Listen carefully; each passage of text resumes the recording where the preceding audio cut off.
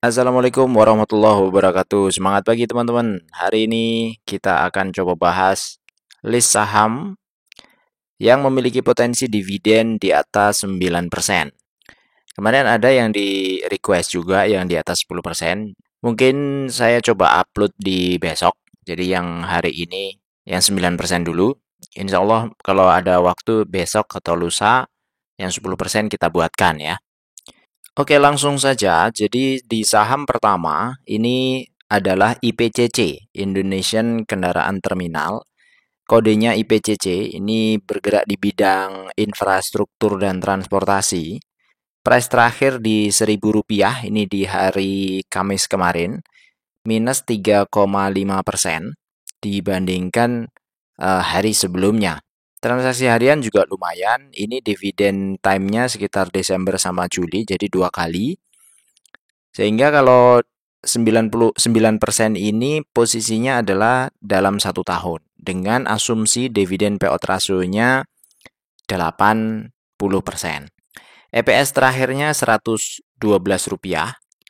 112 ini kita ambil dari estimasi di full year-nya 2025. Ini adalah annualized. Tapi kalau trailing 12 month ini sebenarnya 123. Jadi kita ambil yang less resiko saja. Jadi risiko terendahnya adalah 112. Dividen payout ratio sesuai dengan tahun-tahun sebelumnya. Saya masukkan di 80% saja. Maka tahun ini kemungkinannya dia bagi dividen berarti kalau 112 itu adalah Rp90. Dari Rp90 ini kalau dibagi harga sekarang, harga 1.000, maka ketemu 9%. Jadi seperti itu cara hitungnya. Termasuk juga dividen-dividen sebelumnya. Di 2023 dia bagi 84, di 2024 dia bagi 94. Artinya dengan harga sekarang kalau bagi dividen 2023 itu sekitar 8,4%, di 2024 itu sekitar 9,4%. Ini termasuk kondisi perusahaan yang besar ya, bagi dividen 9% itu termasuk lumayan besar. Jika dilihat di grafik, ini harga sekarang posisinya adalah harga ex-date, itu di Rp1.000. Masih ada potensi turun kembali ke harga 700-an atau mungkin bisa ditahan di harga 900-an. Kita tidak ada yang tahu harga akan kemana. Tapi kalau lihat dari volume, memang kira-kira di bulan April kemarin, sampai hari ini secara volume itu terjadi kenaikan yang luar biasa. Rata-ratanya pun juga naik. Jadi pergerakan harga di sini banyak dipengaruhi oleh volume transaksi yang meningkat dari minggu-minggu sebelumnya. Ini kalau dibandingkan Januari 2025 sepi sekali ya. Volumenya rata-rata ada di bawah. Itu yang pertama IPCC. Kemudian di saham kedua ada Auto. Auto harga terakhir kemarin hari Kamis itu adalah 2050, naik 2% dari harga sebelumnya. Transaksi harian kira-kira di 5 miliaran, jadi kalau yang punya uang di bawah 5 miliar, harusnya masih aman untuk masuk di saham ini. Biasanya dia bagi dividen di Oktober dan April, 2 kali setahun. Ini kalau dilihat dari EPS terakhir di 419. 419 ini kita ambil dari annualize saja yang terendah. Kalau pakai trailing 12 month sebenarnya 428. Jadi dengan kondisi ini dividen payout ratio menggunakan history yang sebelumnya, maka dengan harga sekarang dia kemungkinan bagi 189 itu yieldnya sekitar 9,2%. Tahun-tahun sebelumnya juga dia bagi dividen cukup rutin di 172 untuk 2023, ini yield 8,4% di harga sekarang, dan 190 di 2024 itu 9,3% di harga sekarang. Auto secara harga ini ada pembalikan arah di 4 hari terakhir.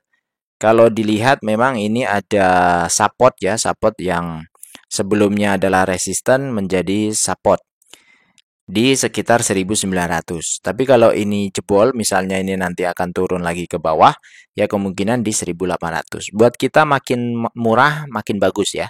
Makin turun, makin bagus, karena kita adalah dividen investing ya.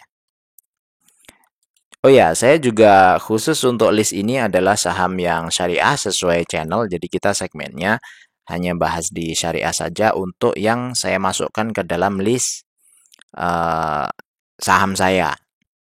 Tapi bagi yang non syariah sebenarnya biasanya kadang-kadang ada beberapa yang minta di-review ya. Cuma mungkin reviewnya tidak selengkap yang syariah karena yang syariah sudah punya template dan saya review setiap periodik waktu. Oh ya teman-teman yang mungkin akan join channel, terima kasih ya sudah support yang konco-konco ngopi atau konco dolan ya. Konco itu adalah temen, ngopi yang ngopi, kalau dolan itu main ya. Makasih sudah support ya. Untuk konco ngopi, ya mungkin dapatnya prioritas untuk video awal saja. Kemudian ada beberapa komen-komen yang prioritas di situ. Tapi kalau konco dolan, insya Allah nanti dibuatkan video khusus yang isinya adalah update khusus atas saham-saham yang masuk list.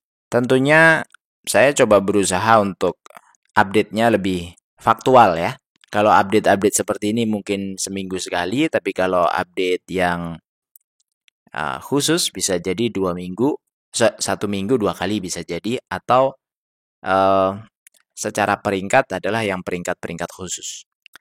Baik, kita lanjutkan. Untuk saham selanjutnya ada TOTL. Total harga terakhir kemarin adalah 700, ini naik 3,6% dibandingkan harga sebelumnya. Transaksi harian sekitar 1,5 miliar. Dividen biasanya 1 kali setahun di bulan Mei atau Juni. Di harga sekarang, kalau kita lihat EPS terakhir di 84 dan dividen payout ratio kita asumsikan 80%, maka dia kemungkinan bagi dividen 67. 67 itu kalau dibagi dengan harga sekarang 9,6% secara yield. Total juga 2023 juga bagi dividen, 2024 juga bagi dividen. Yieldnya lumayan besar kalau di 2024 karena dia bagi 75. Untuk harga total ini masuk di resisten yang kemarin sempat mau ditembus tapi tidak tembus, kemudian turun lagi ke 660 dan ini naik lagi ke 700. Ya mungkin 5-6 hari ke depan bisa jadi juga kembali lagi ke 660 atau kalau ada update-update sentimen pasar yang kurang bagus juga bisa turun ke sebelumnya. Bagi yang belum punya bisa dipantau-pantau saja. Kemudian saham berikutnya adalah BSSR, Baramuti Sukses Sarana. BSSR ini bergerak di bidang minyak gas dan batu bara. Kalau total tadi di bidang konstruksi bangunan. Nah, untuk BSSR harga terakhir itu 3.910, naik 0,5%. Ini kalau di dividen periodnya ini lebih banyak ya. Kalau tahun lalu kayaknya di 3 kali, September, Desember, atau Juni. Nah, EPS terakhir BSSR itu di 666. 666 ini adalah kondisi turun dari tahun lalu. Saya tidak masukkan di 488, kenapa? Karena biasanya kuartal 1 di batubara itu memang ada penurunan. Di kuartal 2 bisa jadi juga bisa naik ya, karena harga batubara sudah merangkak naik sekarang. Jadi saya tidak terlalu pesimis dari 796 ke 488. Maka saya masukkannya adalah 666. Kalau mau aman sebenarnya masukin yang 488. Tapi di list saya masih masukin 666 dengan yield dividen sekitar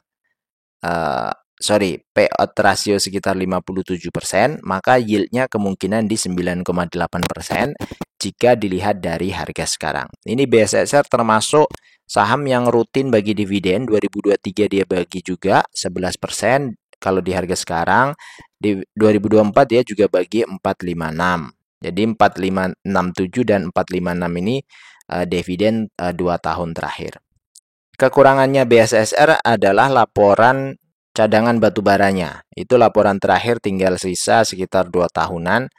Harusnya dia melaporkan lagi atau mengupdate lagi cadangan batubaranya seperti apa. Itu yang kita tunggu-tunggu dari BSSR. Karena ini saham atau perusahaan ini termasuk yang bagi dividennya rutin dan yieldnya lumayan besar. Jadi sayang kalau misalnya dia tidak punya lahan lagi atau tidak punya cadangan batubara yang ekonomis lagi untuk ditambang. Terus selanjutnya adalah POWR. POWR ini di bidang utilitas atau listrik, Cikarang Listrindo. Harga terakhir 685. Ini naik 0,7% dibandingkan harga sebelumnya. Dividennya biasanya Desember dan Juni 2 kali setahun, sehingga kalau setahun 9,8, maka nanti kalau bagi kemungkinannya juga nggak 98 ya. Pasti yieldnya akan lebih rendah. EPS terakhir yang saya catatkan adalah di 68. 68 ini memilih yang lebih rendah saja di annualized, beda dengan BSSR tadi. Kalau trailing 12 months sebenarnya 73. Jadi 68 ini sebenarnya turun dari tahun sebelumnya. Dengan kondisi seperti itu dan yield dividennya dividen payout rasionya adalah 99%. Karena di tahun kemarin dia bagi 99%, tahun 2023 dia bagi juga 100%. Artinya bagi terus ini Cikarang Listrindo ke investornya. Dari sini ketemu yield sekitar 67 ya, 9,8% kalau dilihat dari harga sekarang. Dilihat dari grafik sebenarnya ini sudah sideways, sehingga bisa dicicil-cicil angkanya ya di angka-angka 685 ini masih ada potensi sebenarnya turun di 640-an atau 645, 650. Tapi kalau belum punya barang mau titip sendal dulu atau cicil dulu di sini itu nggak masalah menurut saya. Silakan lakukan riset sendiri ya. Jangan hanya lihat video ini kemudian Anda langsung beli terus besok rugi Anda nyalahin saya. Jangan seperti itu. Karena semua harus diriset sendiri based on kemauan atau kemampuan diri sendiri. Ini hanya trigger saja supaya teman-teman bisa melakukan riset sendiri. Nah, POWR 2023 juga bagi dividen, 2024 juga bagi dividen. Ini kondisinya perusahaan yang lumayan bagus, cukup bagus menurut saya. Terus selanjutnya ada Pegas. Pegas itu ada di bidang minyak gas batubara. Harga terakhir itu 1.550. Ini kondisinya naik 1,3%. Dividen biasanya 1 kali setahun. Jadi ini sekali jebret setahun. Dia akan bagi kemungkinan di Juni 2026. Ini catatan Juni 2025-nya belum saya hapusin. Karena di tahun ini dia sudah bagi itu sekitar Rp182 per lembar saham atau yieldnya 11% kalau dibandingkan harga sekarang. Oke, EPS terakhir Pegas adalah 185. 185 ini kita ambil dari trailing 12 month. Kenapa tidak 167? Karena kondisi gas itu seharusnya tidak seturun batu bara karena banyak Pegas itu di internal ya, jualannya adalah di lokal. Nah, kuartal 1 yang turun ini saya lupa kemarin kenapa. Di laporan keuangan mestinya sudah saya bahas. Nanti teman-teman coba aja cek di itu kenapa saya putuskan dia pakainya TTM ya, trailing 12 month. Nah, di list saya sudah saya masukkan trailing 12 month dengan dividen payout ratio 82%, maka dia kemungkinan bagi di 153. 153 itu yieldnya adalah 9,8%. Pegas 2023 juga bagi 148, di 2024 juga bagi 182. Jadi total sebenarnya yieldnya di atas 9% ya. Kalau di 2023 dia bagi sekitar 9,5, 2024 dia bagi sekitar 182. Itu di harga sekarang yang 1.550. Ini harganya lagi turun banget. Sebenarnya kalau kita mau cicil sangat mungkin sekali. Tapi ya kalau mau tidak ada drawdown yang lebih dalam, teman-teman bisa tungguin dulu sampai sedikit sideways. Tapi kalau takut ketinggalan, silakan cicil-cicil sedikit-sedikit juga nggak masalah. Karena yieldnya sudah lumayan besar. Menurut saya sih seperti itu. Ini ada support yang lumayan kuat itu di 1445. Ini sudah diuji beberapa kali tidak tembus di angka di support itu. Dan juga resisten di sekitaran 1700-an. Ini naik kenapa? Karena cuma pengen ngambil dividen aja yang 182 di tahun ini. Setelah itu pada buang barang, mungkin pindah ke saham lain saya juga nggak tahu. Tapi intinya dividen yang dibagikan konsisten.